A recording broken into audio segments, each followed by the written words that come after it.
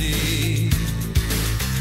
I was going to extremes, losing sight of all my dreams again. I never thought I'd win.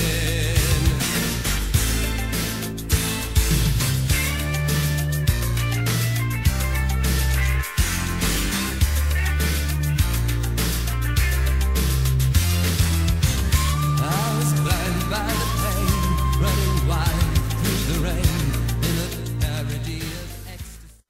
What's up, everyone? Welcome to Cracka. Comics, reviews, awesome movies, comedy, and anything else I think kicks ass. This is episode 25, a milestone in its own little way. And like I've said on previous Crack episodes and Crumbs as well, this episode is about my man cave, which is outside those doors back there. I'm going to show you some pictures of the way the cave used to look, which was pretty cool. And then I will show you the videos of how it looks now, actually. The funny thing about my cave is it's always changing. I'm never happy. I'm happy, but I'm never happy with the way I fix things sometimes, so I'm constantly changing it. Most of the time, actually, I get bored and I just kind of switch everything around. But this is pretty much the way the cave looks now. Like I said, it does change. A lot of things I had to put away because there was just so much stuff, so I just kind of boxed up a lot of things. There's also, in the newer cave, just tons of boxes of just the toys. You'll see that, like I said. It's not every box of toys, but there's a lot. It's a couple of boxes of G.I. Joe, Transformers, but I didn't really get into it really, but maybe down the line. Just a few things, So, like I said, I'm going to show you a couple photos of the way the cave used to look, and then I'll show you the video of the way the cave is now. I hope you enjoy my man cave in all its glory. I will see you after.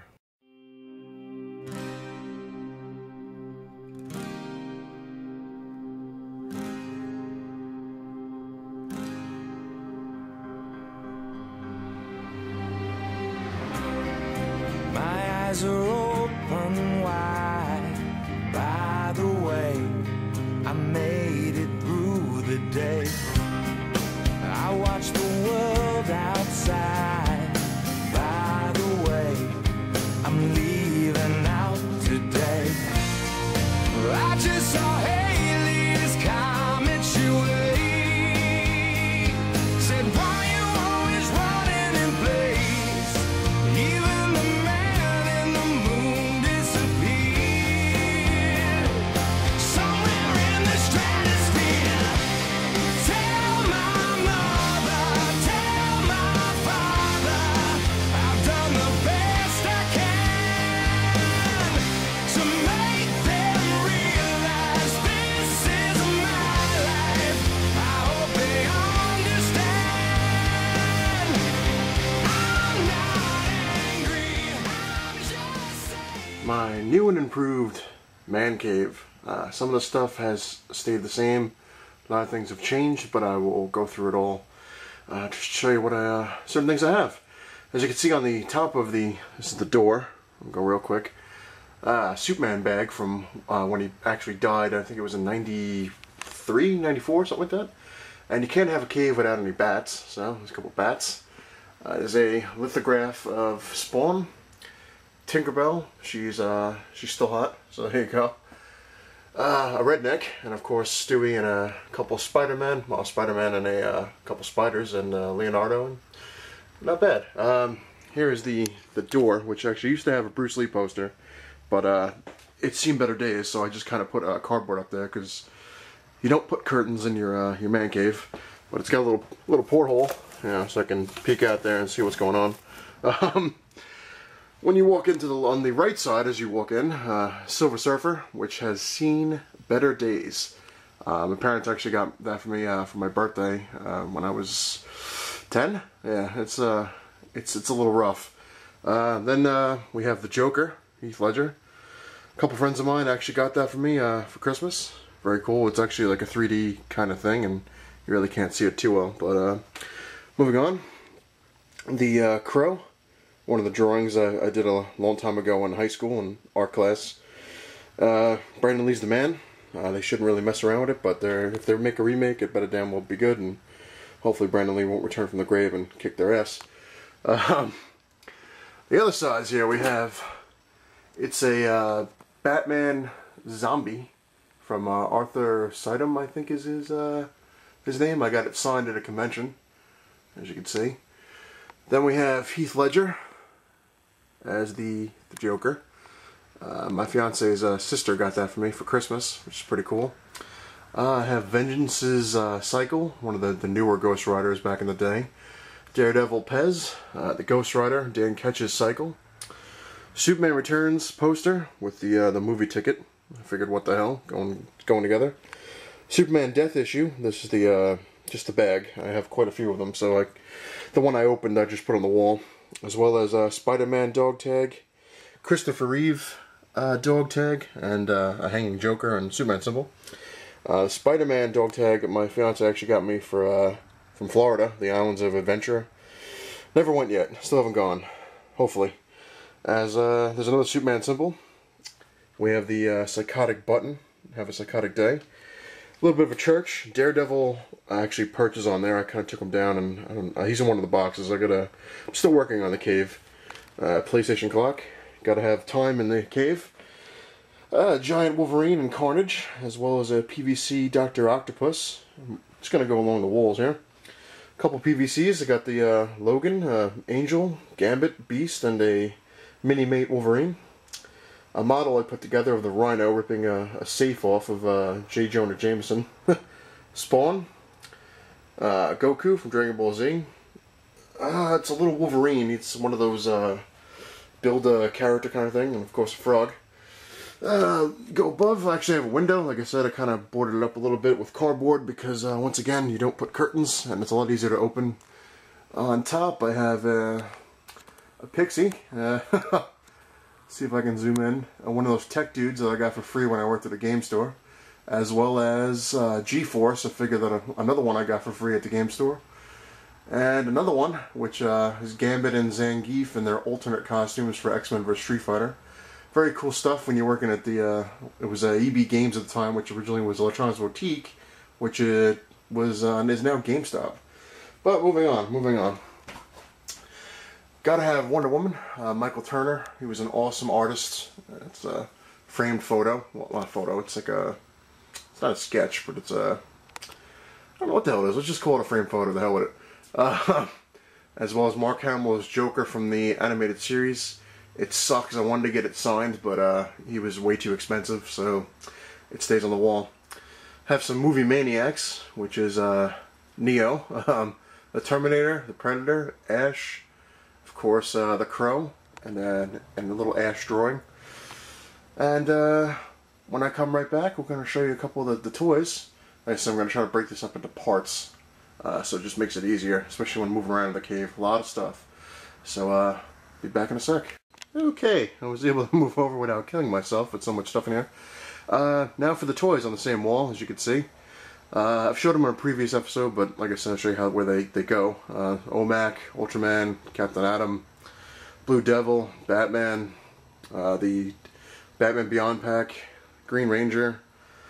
These I didn't show last time, but 25th anniversary G.I. Joes, Storm Shadow, a Ninja Leader, Red Ninja, and of course Snake Eyes. And underneath, a lot of those, what were the Hero Clicks? There we go. I'll figure them out. As well as have a Battle Beast right there on the left with the Hero Clicks. And of course another Battle Beast and the small Raphael on the other side. And got to have a Batman symbol and a hanging Spider-Man and an Alien. Can't have a cave without those. Something in the bag that used to be a keychain is the Hulk. There's a muscle, they were called, on the left, bottom left. Little Tyrannosaurus. Guts, I think they were called, little ninja dude in the back. Of course, I got Venom, the Tasmanian Devil super suit. Mega Man. And in back of there, it's just Hulk and the Thing. Let's see, got a couple stuffed animals. Got the a wolf and, of course, Superman. Moving along with the wall. Once again, I'm going to try not to kill myself. But, top corner is a Spider-Man puzzle that is very easy, but it was still cool looking. Then we have the Absorbing Man. See, I got it right this time. There is, there it is. There's the Batman, well, the blue and gray, as well as my Captain America with no shield. and the Scorpion, and U.S. Agent, as well as Cyclops. I'm going to try to move over again. Just once again, try not to kill myself. As well as the Marvel Universe. As you can see, I have Juggernaut, the Hulk, a couple Wolverines, a Lego Wolverine, Scarlet Spider, Darkhawk, Radioactive Man, X-Men vs. Street Fighter, Wolverine, Spider-Man, you pull it down and he kind of flies up on his web. Pumpkin Bomb, gotta have Pumpkin Bomb because I'm a huge Green Goblin fan, so Pumpkin Bomb's a must.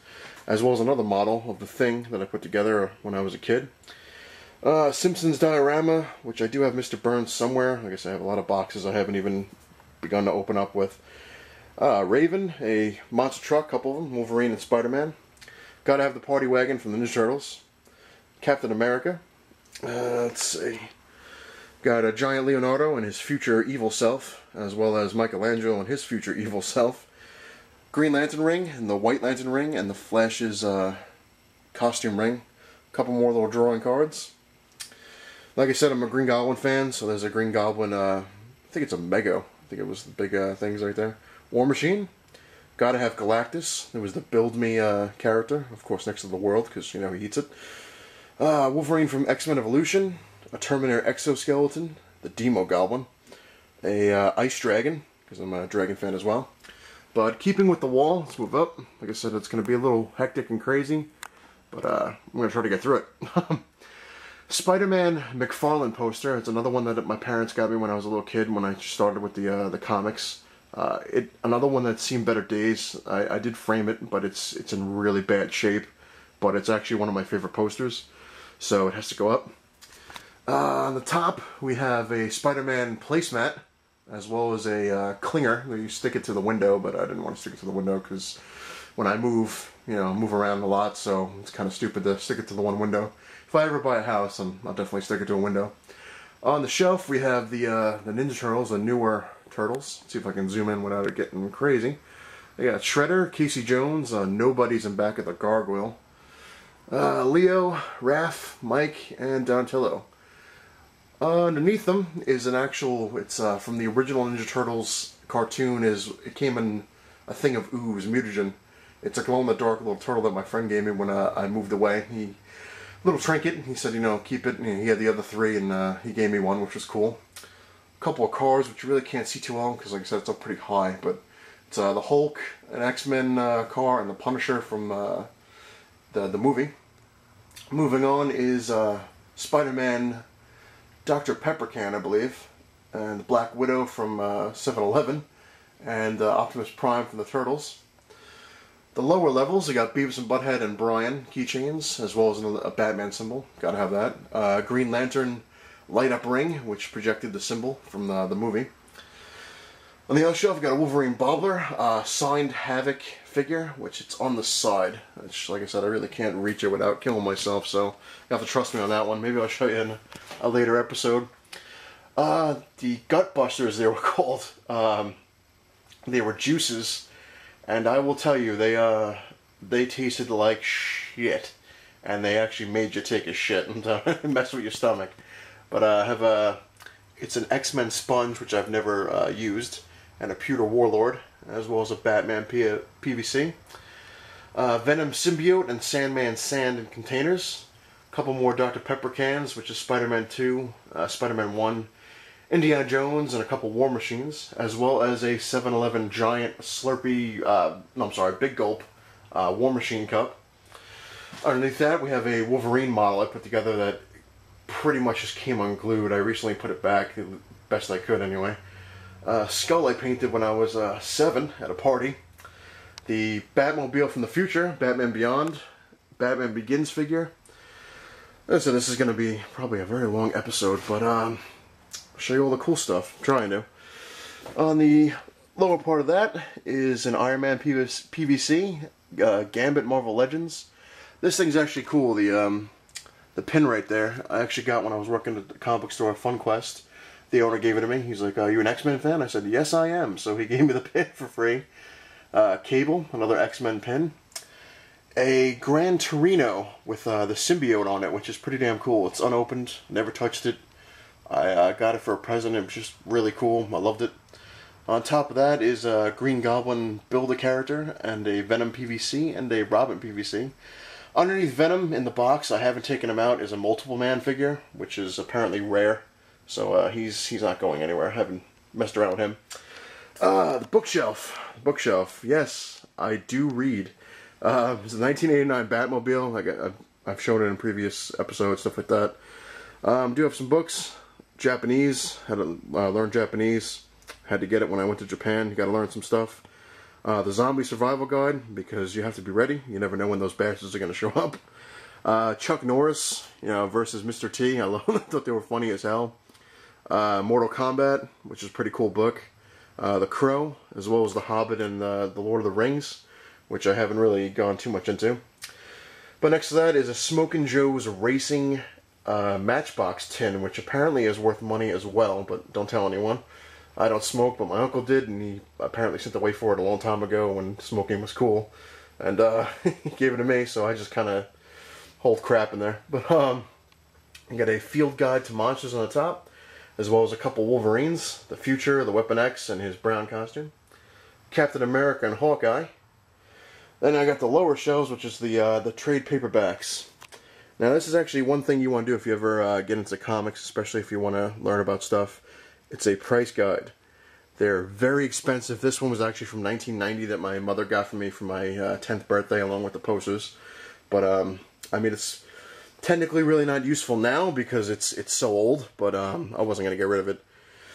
Moving on to the books. As you can see, like I said, I read. I actually got this one. Oh, I'm sorry. This Incredible Hulk thing. It's Lou Ferrigno's autobiography, and I actually got it signed, which is pretty cool. And as you can see, a lot of Marvel. And then, of course, towards the end is the DC trade paperbacks.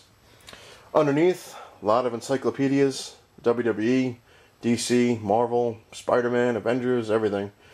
Lita's book. I love Lita. I think she's an awesome wrestler. I hope she comes back one day. The Tao of Jeet Kune Do by Bruce Lee. And, of course, my yearbooks. And an Ancient China book, which is kind of cool. I'm not going to go crazy, like I said, but as you can see, there's stuff everywhere. Underneath, I have a lot of binders, which basically, the big red one is all the Marvel cards, as well as the blue and white binder and the black binder. Those are pretty much all the old Marvel cards from 1990 and up. That's pretty much it for that. On the bottom, which you really can't see, is every Wizard magazine. It's stacked straight up. Perhaps I'll show that in another episode. I got to keep some good stuff. But it's every Wizard magazine. Like I said, you really can't get in there, but kind of see it. But anyway, every Wizard magazine. Also on the right side, I have a giant bat. Like I said, you cannot have a cave without a bat. And he's covering my old cassette tapes. That's right, back in the day, before CDs and iPods, we had cassettes. And way before that was 8-tracks and records. But